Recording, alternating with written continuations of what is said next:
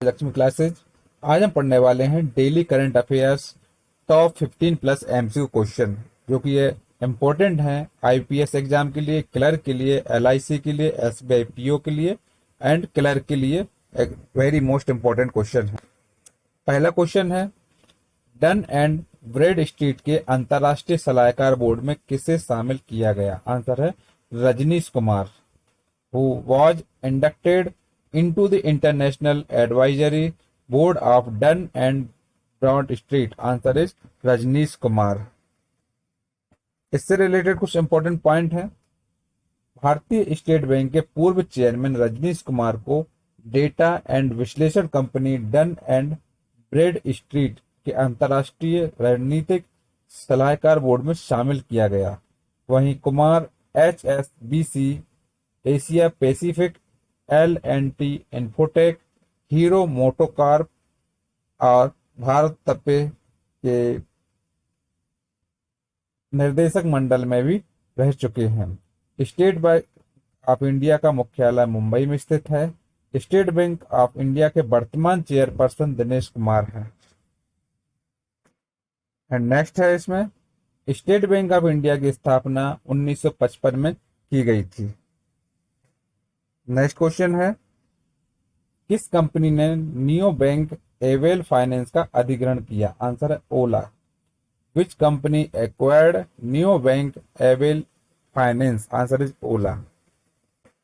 इससे related important point है, भारतीय राइड हेलिंग स्टार्टअप ओला ने वित्तीय सेवाओं की पेशकश का विस्तार करने के लिए neo banking platform avail finance का अधिग्रहण किया। मनी कंट्रोल के दावे के अनुसार यह सौदा $50 मिलियन का है, जिसमें ओला अवेल फाइनेंस में 9% की हिस्सेदारी खरीदेगी। ओला कंपनी के वर्तमान सीईओ भावेश अग्रवाल हैं। ओला कंपनी का मुख्यालय बेंगलुरु में स्थित है। नेक्स्ट है, ओला कंपनी की स्थापना 2010 में की गई थी। दोस्तों, अगला क्वेश्चन हम पढ़ने वाले हैं, रिजर्व बैंक इनोवेशन हब के पहले अध्यक्ष कौन बने? आंसर है क्रिस गोपाल कृष्णन।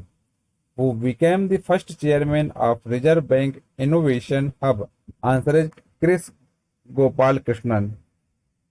इससे रिलेटेड कुछ इंपॉर्टेंट पॉइंट हैं। भारतीय रिजर्व बैंक के इनोवेशन हब के पहले चेयरमैन के रूप में क्रिस गोपाल कृष्णन को नियुक्त किया गया। Kris Gopalakrishnan IT company Infosys के सह संस्थापक रह चुके हैं, जो कि वर्तमान में विलेज स्टार्टअप के चीफ मेंटर हैं। आरबीआई का मुख्यालय मुंबई में स्थित है। आरबीआई की स्थापना 1935 में की गई थी।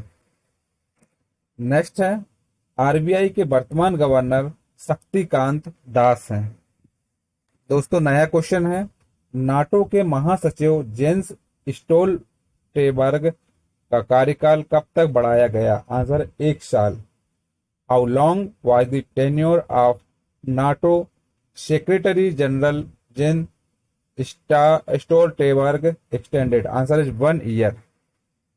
इससे रिलेटेड इंपॉर्टेंट पॉइंट है, उत्तरी अटलांटिक संधि संगठन नाटो के महासचिव जेंस स्टोल्टेनबर्ग का कार्यकाल 1 साल तक बढ़ाया गया, जिनका कार्यकाल 30 सितंबर 2023 तक बढ़ाया गया। अक्टूबर 2014 में नॉर्वे देश के पूर्व प्रधानमंत्री जेंस स्टोल्टेनबर्ग को नाटो के महासचिव के रूप में नामित किया गया था। नाटो की स्थापना 4 अप्रैल 1949 को की गई थी। नाटो का मुख्यालय बेल्जियम में स्थित है। नेक्स्ट क्वेश्चन है, नीति आयोग द्वारा जारी निर्यात तैयारी सूचकांक 2021 में शीर्ष स्थान पर कौन सा राज्य रहा? आंसर है Gujarat. Which state topped the export preparedness index 2021 released by NITI Aayog? Answer is Gujarat. दोस्तों, इससे रिलेटेड कुछ इंपॉर्टेंट पॉइंट है। नीति आयोग द्वारा जारी निर्यात तैयारी सूचकांक 2021 में दूसरे संस्करण में दूसरी बार शीर्ष स्थान पर भारत का गुजरात राज्य रहा, जिसमें एक्सपोर्ट प्रीपेयर्डनेस इंडेक्स 2021 में गुजरात की निर्यात तैयारी 78.86 है, जबकि दूसरे स्थान पर महाराष्ट्र निर्यात तैयारी में 77.14 अंकों के साथ विराजमान है। इस इंडेक्स में तीसरे स्थान पर कर्नाटक और चौथे स्थान पर तमिलनाडु जैसे राज्य रहे। केंद्र शासित प्रदेशों में दिल्ली इस सूचकांक में शीर्ष स्थान पर रहा। दोस्तों अगला क्वेश्चन है, रक्षा मंत्रालय में सलाहकार के रूप में किसे नियुक्त किया गया? आंसर है Vinod ji Khandare. Who has been appointed as an advisor in the defense minister? Answer is Vinod ji Khandare. रक्षा मंत्रालय से रिलेटेड कुछ इंपॉर्टेंट पॉइंट है। लेफ्टिनेंट जनरल विनोद जी खंडारे को रक्षा मंत्रालय में सलाहकार के रूप में नियुक्त किया गया है। वह रक्षा सचिव के साथ मिलकर देश के लिए जनादेश, रणनीतिक इनपुट प्रदान करना और रक्षा रणनीति तत्परता और संबंधित गतिविधियों जैसे अंतर्राष्ट्रीय रक्षा निगम, समुद्री सुरक्षा और रक्षा स्थान से संबंधित मामलों पर सलाह देंगे, जो कि 2018 के अंत में सेना से सेवानिवृत्त हुए थे।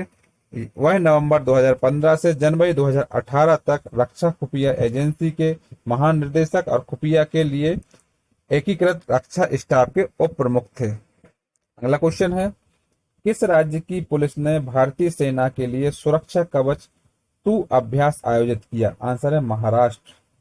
Which states police conducted the सुरक्षा कवच 2 exercise for the Indian Army? Answer is Maharashtra. इससे रिलेटेड इंपॉर्टेंट पॉइंट है, भारतीय सेना के अग्रवाल डिवीजन ने महाराष्ट्र राज्य के पुणे शहर में संयुक्त अभ्यास सुरक्षा कवच 2 का आयोजन किया।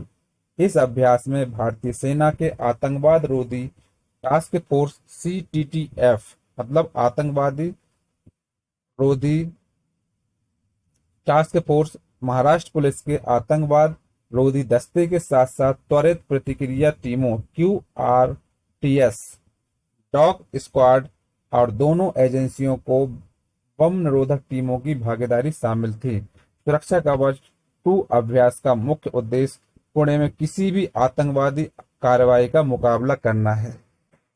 नेक्स्ट क्वेश्चन है, फीफा विश्व कप 2022 की स्पॉन्सरशिप किस कंपनी ने हासिल की? आंसर है बायजूस।